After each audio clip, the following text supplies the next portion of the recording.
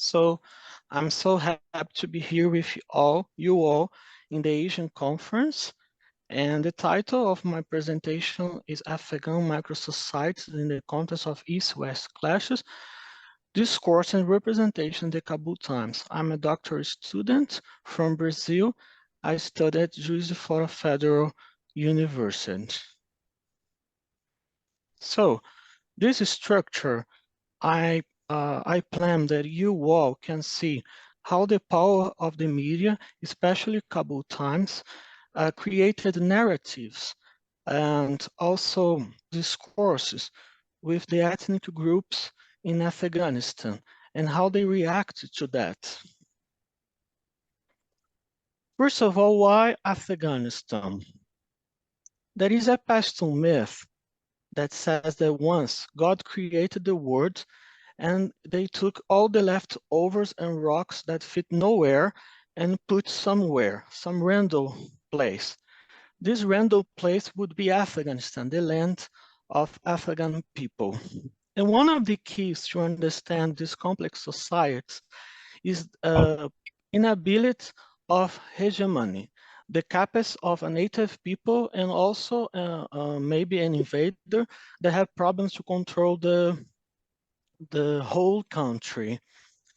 And when I'm talking about Afghanistan, we must understand the culture and ethnic diversity. The next slide, I show the Afghanistan microsocieties.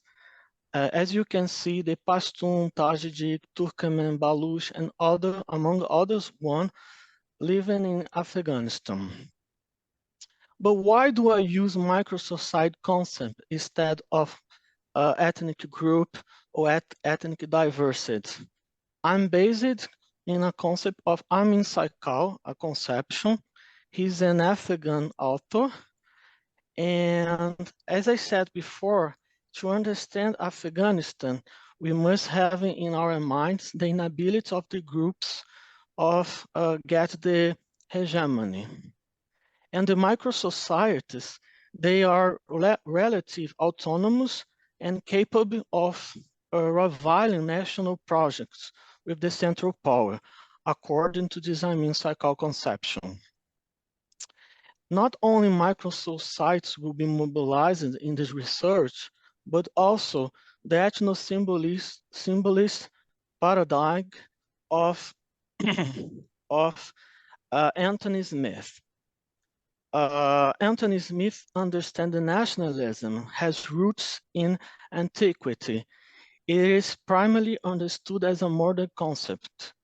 Ethno-nationalism, according to Anthony Smith, it's a group not recognized by a central power, and not necessarily recognized by the central powers, and they seek autonomy and their identity. He says that ethno-nationalism aims to draw on communal paths to shape their individuals and collective destinies, seeking self-fulfillment and regeneration. And when I'm talking about these micro-societies, one history comes into my mind. That is the history between Hazaras and Pashtun disputes. As you probably all know, the Buddhas from Bamiyan, the statues, they were destroyed by the Taliban group.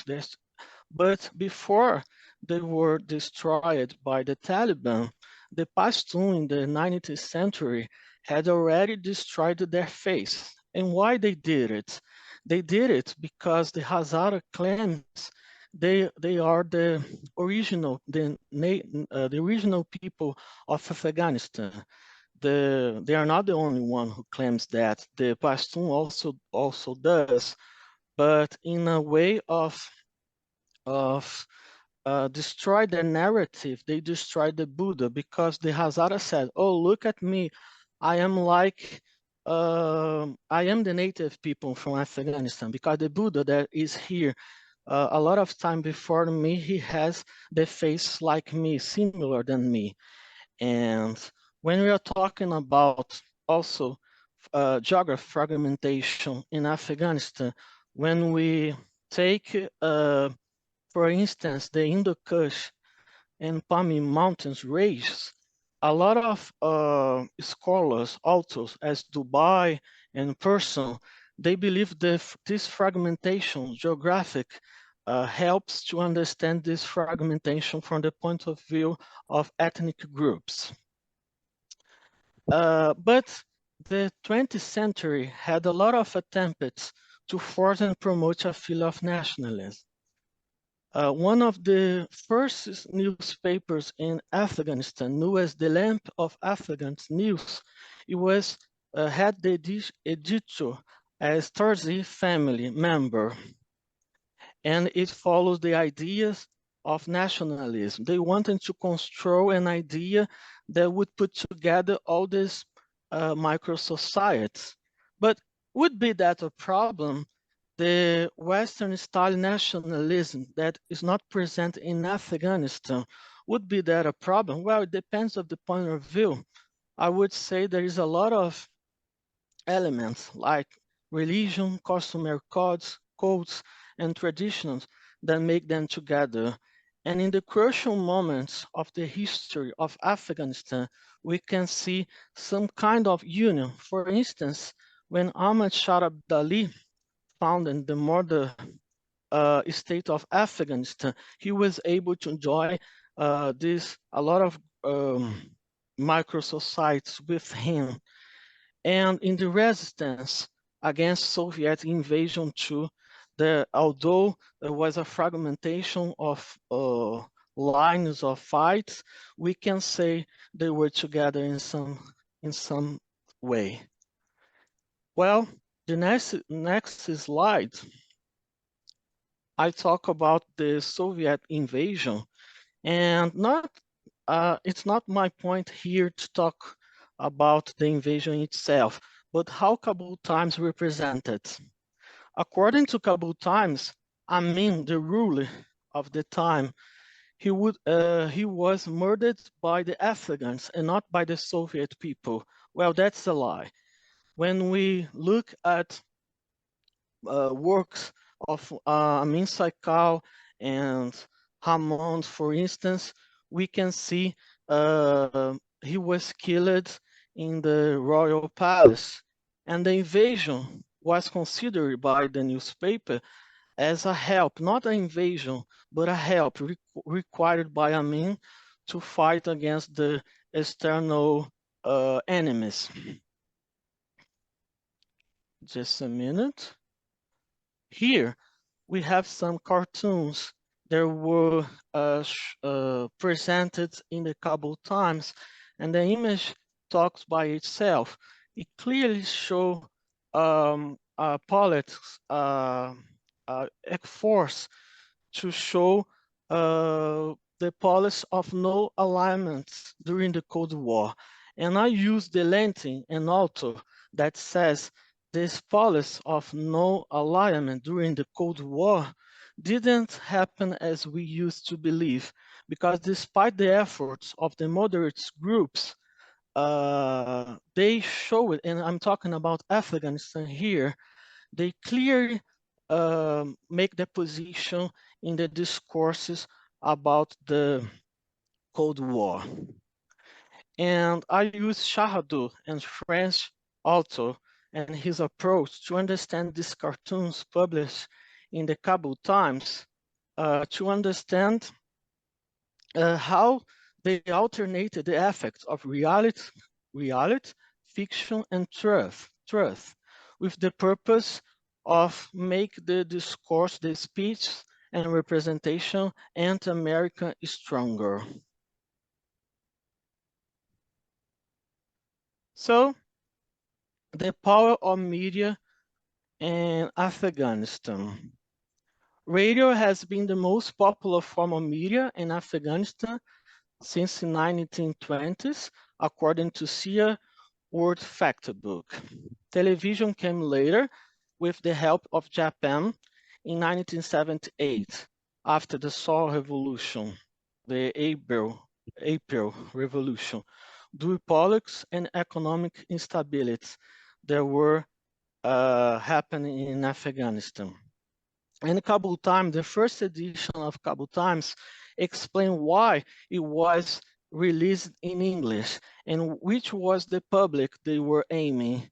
It says, Afghanistan is taking an important step forward by publishing the first English newspaper from today to introduce Afghanistan to the outside world and inform our foreign friends residing in this country and abroad about our present activity and struggle for the progress as well as about our past history and culture. Afghanistan at that time was illiterate country. People didn't read. Something about 90% of more than 90% of the population was not able to read. And how can we balance and seize this dimension of the Kabul Times? Well, it was not directed to the people inside the country. It must be understood in the context of disputes of Cold War.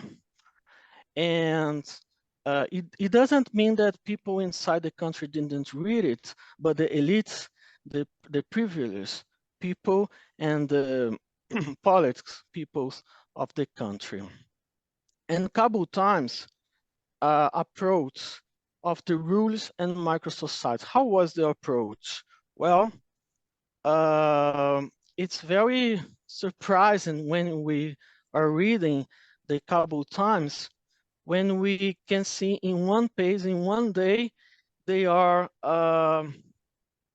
praising some ruling, for instance, and another day when this rules falls down and another rules come to power, there is a lot of criticisms in a short period of time, sometimes a day next to it. So they use it, the newspaper, to legitimize the rules that succeed into the coups and counters coups that happen in the country.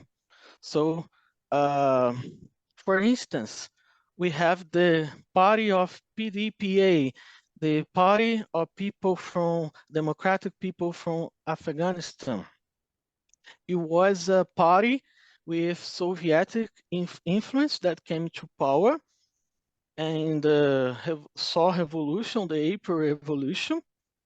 And after that, the Soviets invaded the country. And they initiated structural reforms in societies.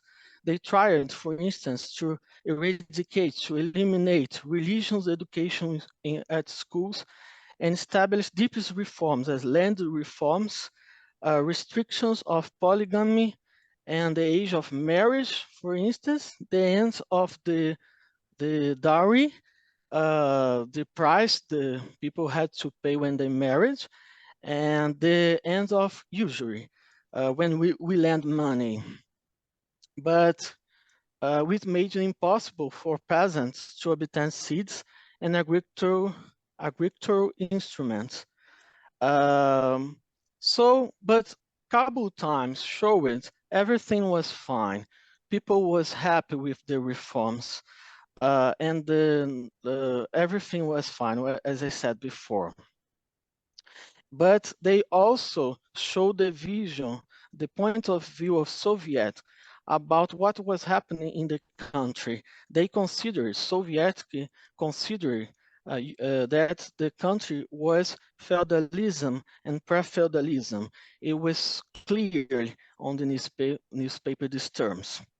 So, next one. I'm talking about Ghaffar Khan. Ghaffar Khan was a Pashtun leader. He's the focus of my PhD research. The research I'm presenting now for the first time in English. That's why I'm a little bit nervous, I have to confess.